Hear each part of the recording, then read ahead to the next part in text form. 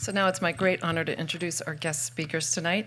Our moderator is Christopher Haskam, who teaches Korean literature and film in the UCLA Department of Asian Languages and Cultures. And we have two excellent interpreters here tonight, Ji-won Lee and Isu Shin. And you all no doubt know director Park Chan-wook, who's considered one of the most influential auteurs of modern cinema for his innovative films, including Old Boy, Thirst, The Handmaiden, and Decision to Leave. Lee Byung-hun is one of South Korea's most acclaimed actors and an international heartthrob who has starred in over 25 TV series and almost 40 feature films, including Squid Game, which is one of the most popular TV shows of all times. So without further ado, please join me in welcoming Chris Hanscom, interpreters Ji-won Lee and Isu Shin, Park Chan-wook, and Lee Byung-hun.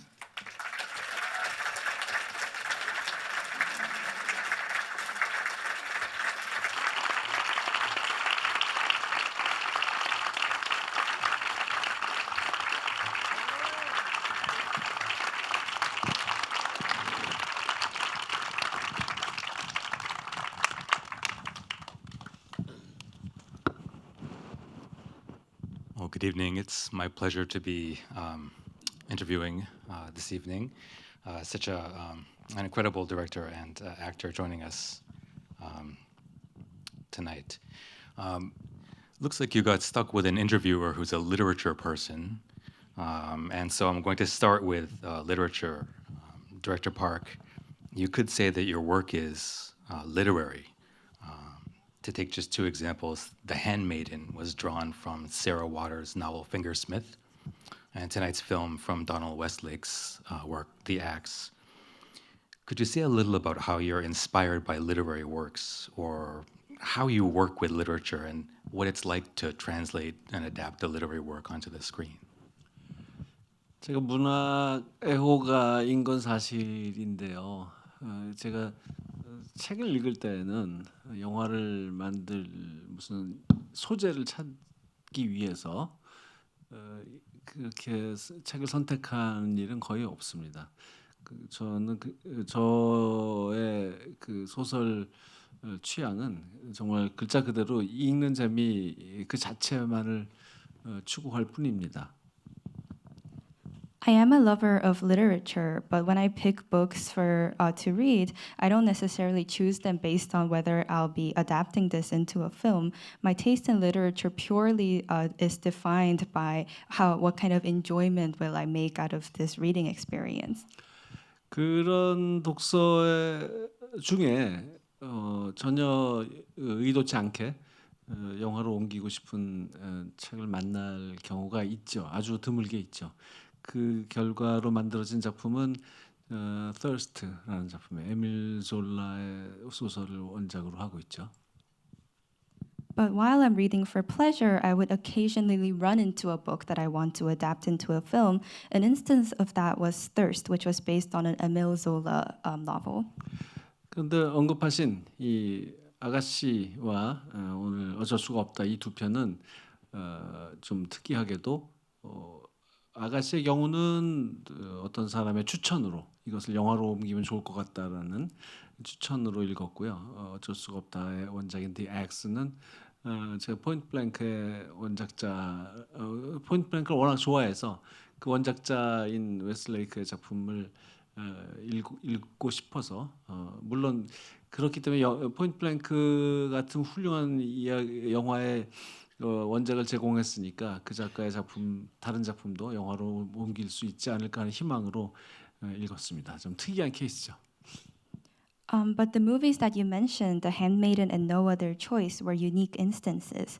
For The Handmaiden, I happened to read the book because it was recommended by somebody else. And for No Other Choice, I loved the film Point Blank. And Point Blank is based on another story by Donald Westlake, which was why I wanted to read other works by this writer and potentially with the hopes of adapting them into a film. 네, 어떤 작품을 읽을 때 이것이 영화화 될 수 있겠다. 그리고 내가 하고 싶다라는 생각을 일으키는지에 대해서는 참 그걸 말로 설명하기 좀 어렵네요. 그러니까 읽으면서 어떤 시각적인 아이디어가 떠오르는 작품들이 일단 그런 경우가 있겠고요. But to explain what novels draw me and make me want to adapt it into a film, it's very hard to put into words. But I would say the first element is I come up with visual ideas while I'm reading the work. 그다음에 캐릭터가 너무나 매력적이고 개성이 있어서 살아있는 배우의 그 몸을 그 얼굴을 이용해서 그 이 캐릭터를 정말 눈에 보이게 정말 생생한 살아있는 사람으로 관객에게 선보이고 싶다라는 마음이 들 때 또 그런 경우죠. And another reason would be if the novel features a character who is so charming and unique that it makes me want to use the face of a living actor and present this character to audiences as this living being. 예, 그렇습니다. Yeah, thank you. That's wonderful. Mr. Lee, maybe could you tell us a little bit about how you began working with Director Park? I think your first film together was JSA, and also maybe how that working relationship has changed over time.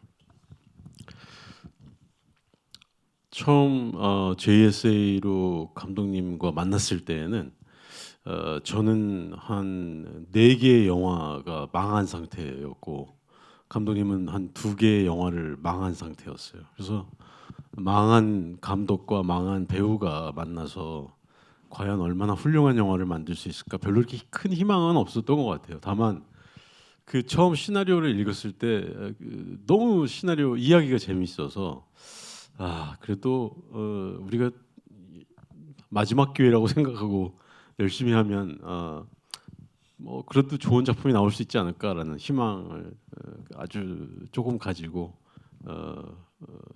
영화를 찍었는데 결국 그 영화가 한국 영화 역사의 모든 기록들을 갈아치우는 막 그런 엄청난 영화로 탄생을 했죠.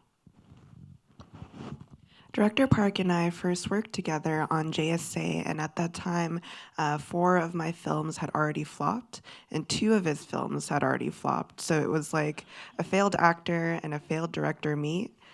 So therefore, I didn't really have that much hope in terms of this project. But what I did know was that reading the script, it had a great story, and I thought to myself, maybe this is my last chance. And what if it did work? So we had this very small sliver of hope, and it's the movie JSA that actually ended up rewriting Korean film history in terms of box office records. So yeah. 근데 그러고 나서 한 2, 3년 후에 또 옴니버스 영화를 같이 함께 Three Extremes라는 영화를 같이 함께 찍었고 그리고 21년 만에 저희가 3번째 작품을 만났지만 사실 그 긴 시간 동안을 저희는 계속 사적으로는 계속 얼굴을 보고 만나고 여러 가지 서로에 대한 프로젝트도 이야기하고 또 술 친구이기도 하고 굉장히 가까운 그런 어떤 관계를 유지했기 때문에 오래간만에 만난 것과 전혀 상관없이 굉장히 편한 그런 어떤 작업이었어요. After JSA, we worked together on a short project called Three Extremes. And even though it has been a long time since even that project, we've been in contact, always talking to each other about projects and conversing. And also we're drinking buddies as well. So it doesn't feel uncomfortable, even though it has been such a long time, because we've maintained contact. 하지만 그 작업 자체는 사실 20년 이상 후에 또 새롭게 또 작업을 하는 과정이었기 때문에 감독님의 그 동안의 그 연출하실 때 그 모습들이 그래도 어느 정도 변했나 이렇게 돌이켜 보면 크게 변하신 건 없어요. 늘 배우들의 아이디어를 듣는 거 되게 좋아하시고. 또 항상 그 스태프들과 배우들에게 귀가 항상 열려 있는 그런 오픈된 마인드로 늘 현장에 계신데 나이가 어느 정도 먹으면 사람이 굉장히 좀 이렇게 관대해지고 좀 더 너그러워지기 마련인데 감독님은 그런 측면에 있어서는 더 까다로워지셨던 것 같아요. However, it has been 20 plus years since we've worked together. And if you were to ask me how has his directing style changed, I would say it hasn't changed so much because he has always really been keen to listen to the ideas of his actors and of crew members and been really open-minded about what we suggest or bring to the table. However, I did think that as he grew older, he would become a little bit more generous. However, he's still very particular about what he asks of both the actors and the crew members. Yeah. I did have a question on that. Just from watching your films, it seems like they're meticulously planned. But thinking about this working relationship, I wonder if you do take suggestions or sort of ideas from your actors or your team while the film is being made. Are there any moments in No Other Choice that were not ad-libbed but sort of came to being during the filming?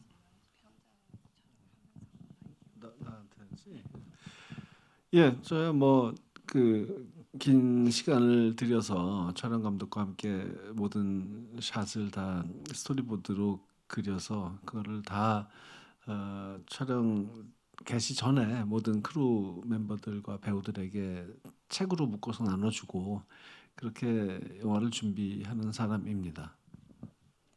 Yes, I'm someone who puts in a lot of time into storyboarding every scene with my DP, and we distribute it in the form of a booklet to the entire cast and crew before our shoot.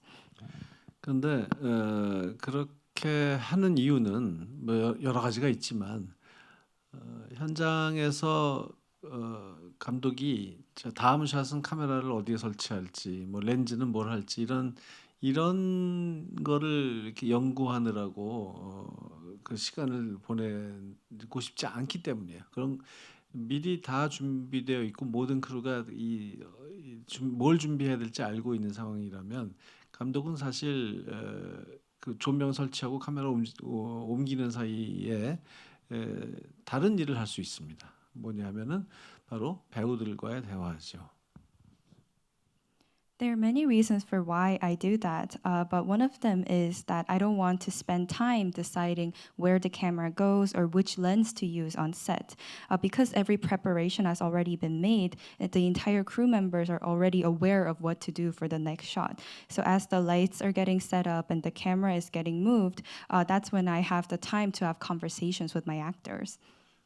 그러다 보면은 현장에서 뭐 여러 가지 그 뭐 농담과 진지한 작품의 대화가 막 섞인 채로 여러 가지 막 이야기를 주거니 받거니 하다 보면은 재밌는 아이디어들이 막 나오죠. 그 중에 이제 정말 쓸 수 있는 것을 재빨리 캐치를 해서 적용을 합니다.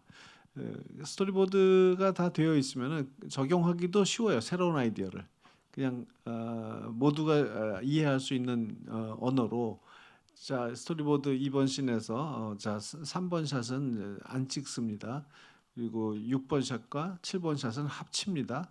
뭐 이런 식으로 모두에게 쉽게 전달할 수 있습니다. And on set, we have these conversations that are a mix of jokes and also serious talks about the project. And during these conversations, we would come up with these fun ideas for the project as well. So I would quickly catch which can be applied to the project and then apply it. And because the storyboard has already been completed for the film, it's very easy to make those adjustments because we are able to use a language that everybody's already familiar with. So for instance, we would say something like, oh, we're not going to do 3 anymore, or we're going to combine 6 and 7. So we can easily communicate these new ideas to everyone on set.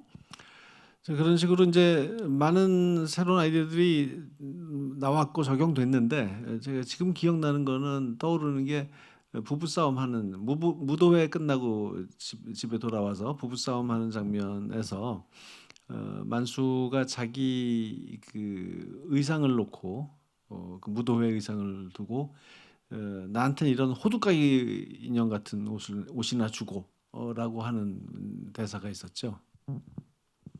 As such, many new ideas are invented on set and applied to the project. And one of those ideas that I can think of right now is the fight scene after the dance party where the couple is fighting in the bedroom. And Mansu says a line along the line of, "Oh, why did you give me this costume? It makes me look like a nutcracker."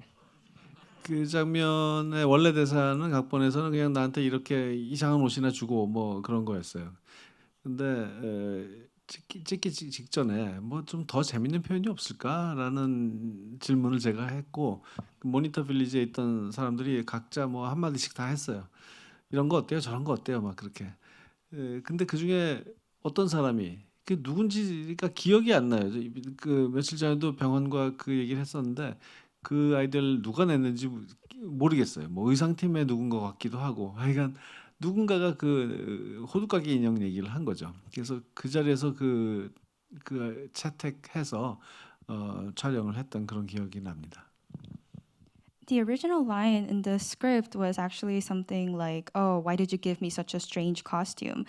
But I asked the whole crew and cast on set, "Isn't there anything more fun that we could say instead of that line?" So everyone at the Monitor Village was throwing their ideas at me, and someone, I don't exactly remember who, I actually just talked about this with Byung-hun the other day because we couldn't remember who came up with that line. Maybe it was a crew member from the costume department. But anyway, someone said the idea about the Nutcracker, and I chose that idea, and we shot it with that new dialogue. Oh, that's great. Sort of a more specific question about No Other Choice for Mr. Lee. I don't know exactly how to say this, but one of the surprising things about my response to the movie was laughing. It's very serious material, but there's a lot of laughing and there's a lot of comedy. And so my question is it hard to be funny? Your characters often have a kind of like everyman look, but they also tend to go off the rails. And they have the nuances and mannerisms that are very, very funny. And so is it difficult to bring humor to that kind of like sort of dark subject matter? 유머는 사실 애초에 시나리오 스크립트에 다 이 계획이 돼 있는 저는 부분이라고 생각을 해요. 그래서 저는 가장 이 이야기를 이제 이 만수를 그릴 때 무언가 더 웃기려고 의도하면 안 된다라는 생각을 가장 중요하게 했어요. 늘 더 의도된 유머를 내가 만들어내면 안 된다라는 그런 생각이 좀 더 컸고 이 만수의 감정에만 충실하게 가다 보면 자연적으로 이미 계획된 아예 처음 글을 감독님이 쓸 때 계획된 웃음들이 있기 때문에 그런 것들은 자연스럽게 나와야 훨씬 더 이 영화 전체적으로 주려고 하는 그 우울감과 또 그 유머가 함께 작용해서 관객들에게 효과적으로 전달될 수 있다고 생각하면서 촬영했어요. There's already so much inherent humor that is written in the script itself. So in creating Mansu's character, I was really not intending to be funny. I was rather focusing on his emotions because all the humor Director Park had already written into the script. So I wanted that to come out in a very natural way. And I think I really wanted the depressing elements of the story and the humor that was there to mesh well together so that I could deliver that through my character of Mansu. 그게 만수의 관객들이 그를 객관적으로 바라봤을 때는 그게 굉장히 우스꽝스럽고 웃겨 보일 수 있지만 카메라가 가까이 가서 진짜 만수의 입장에서 생각을 한다면 정말 절박하고 처절한 그런 감정 상태이거든요. 처음부터 끝까지. 그렇기 때문에 그렇게 처절하고 절박하고 만수의 그런 어떤 지푸라기라도 잡고 싶은 그런 심정으로 가까워지면 가까워질수록 객관적으로 보는 관객들은 거기에서 많이 웃을 수도 있다고 생각을 했어요. So, for the audience that's watching Mansu, from a more objective point of view, might find it funny. However, when you are really close to Mansu, the camera is capturing him in a close up. From his point of view, he is feeling very desperate emotions, and that's the state mentally that he's in, because he's really grasping for straws throughout the story. So, while from a distance, the audience might find humor in his clumsiness, Mansu is really in this desperate state where he's at the edge of a cliff. It seems like we have just time for one more question. And I'm afraid it's a slightly boring question, but I'm going to ask anyway. I teach a course every year called The History of Korean Cinema. And every year, the question that the students ask is, what makes a Korean film Korean? Like every single year, this question comes to the fore, and so we just treat it as a question, a kind of research question as we go through the semester. But I wanted to ask, and either Director Park or Mr. Lee, as Korean films have become more mainstream and part of the global circulation of cinema, is nationality something we even still need to think about? I mean, should we think of this film as a Korean film, or is that an outmoded category?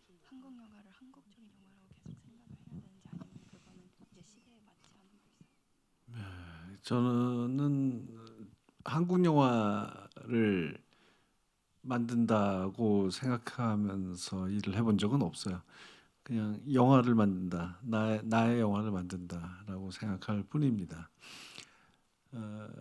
저로서는 어쩔 수가 없는 일인 게, 제가 무슨 외국에서 살아본 적도 없고, 그렇기 때문에 그냥 내가 뭘 해도 그냥 당연히 한국적인 생각일 수밖에 없지요.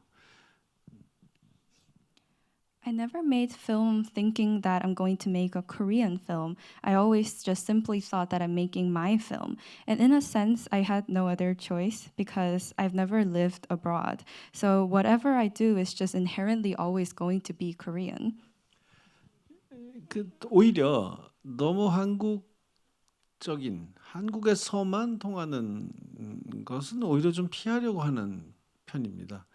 예를 들면 뭐 이렇게 두 사람이 얘기를 하다가 뭐 너 몇 살이야?라든가 그 갑자기 존댓말 하다가 반말로 바뀌는 순간이 있다든가 이런 한국에서만 통하는 그런 재미있는 상황이라는 것은 저는 좀 잘 많이 안 하려고 하는 편이에요.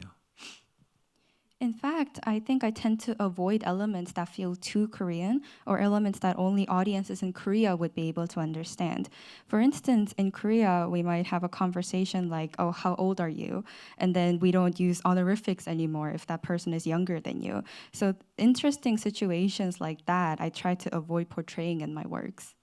그러나 아까 말씀드린 것처럼 제가 뭘 해도 제 머리에서 나온 것은 한국적일 수밖에 없기 때문에 제 영화에는 당연히 관찰자 입장에서 제3자가 볼 때에는 당연히 한국적인 무언가로 가득 차 있겠죠. But as mentioned previously, anything that comes out of my head is always inevitably going to be Korean. So I guess from a third person's perspective, whatever I make is going to feel Korean at the end of the day.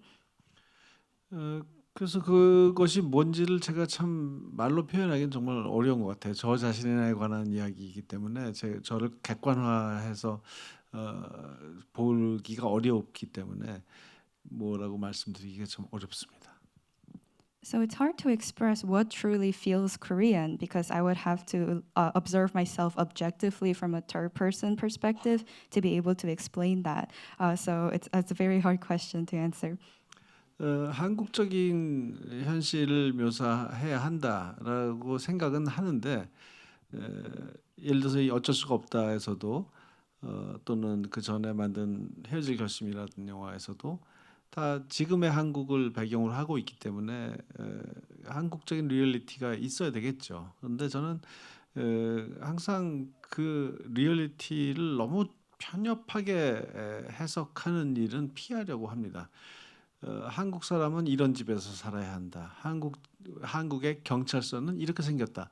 뭐 하는 그 사람들 한국인들이 갖고 있는 그런 평균적인 그런 이미지들이 있는데요. 그것에 너무 좁게 얽매이려고 하지 않습니다. I do believe that I need to portray Korea's reality realistically if I am portraying Korea. So in No Other Choice and in my previous film, Decision to Leave as well, because they're set in contemporary Korea, I did try to portray the realistic elements of Korean society. But another thing is I try not to be too narrow in what feels realistic. So some people believe that, oh, Korean people live in this sort of a house, or a Korean police station needs to look this or that way. There's that very average idea that everyone has about something, and I try not to be too tied up in those prejudices.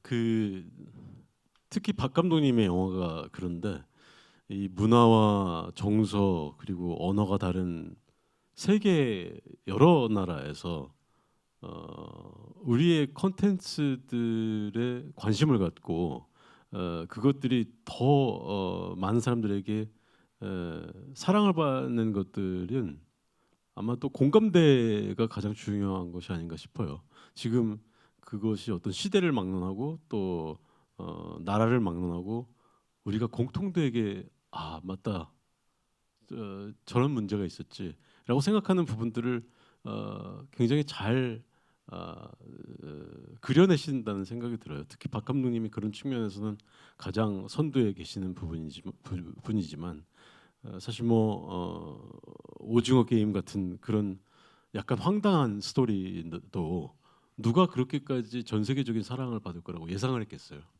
근데 그것은 어떤 뭐 오징어 게임 같은 경우는 어떤 인간성의 부재에 대한 크게 보자면 인간성의 부재에 대한 이야기인데 그것은 뭐 전 세계가 어떤 곳에 살건 다 누구나가 공감하는 이야기들이기 때문이 아닐까 싶어요.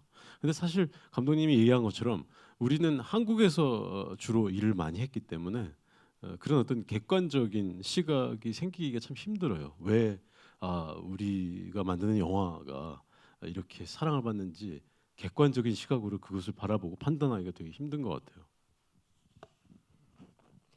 I think Director Park is really a leader in this, but Korean content has really garnered interest regardless of culture and language differences. And I think that's really due to the relatability of these stories, regardless of the time period or the nationality that you might be from.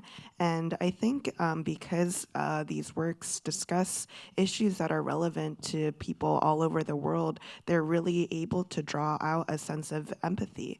For example, Squid Game has a very strange story and can be surprising in many ways, and the main theme is really the failure of humanity.